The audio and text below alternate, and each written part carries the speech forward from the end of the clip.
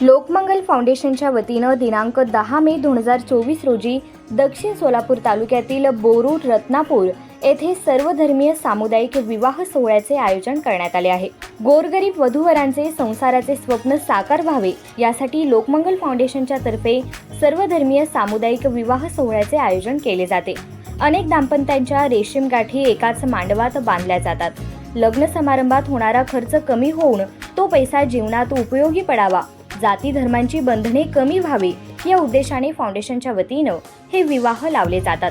या सोहळ्यात पार पडणाऱ्या विवाहात हुंड्याची देवाणघेवाण होत नसल्याने हुंडाबंदीच्या चळवळीला मोठी गती मिळत आहे। सोहळ्यात गोरगरिबांचे विवाह थाटामाटात लावले जातात।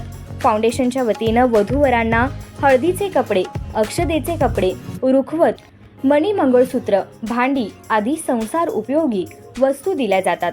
यापूर्वी 2015 सालात बोरूड रत्नापूर येथे फाउंडेशनच्या वतीनं 14 दाम्पत्यांचा विवाह लावण्यात आला होता। यावर्षी होणारा हा विवाह सोहळा शुक्रवार 10 मे रोजी दुपारी 12:21 लोकमंगल फाउंडेशन बोरूड रत्नापूर तालुका दक्षिण सोलापूर येथे संपन्न होणार आहे। वधूवरांना शुभाशीर्वाद देण्यासाठी परिसरातील नागरिकांनी उपस्थित राहावे असे आवाहन फाउंडेशनचे अध्यक्ष रोहन देशमुख यांनी केले आहे।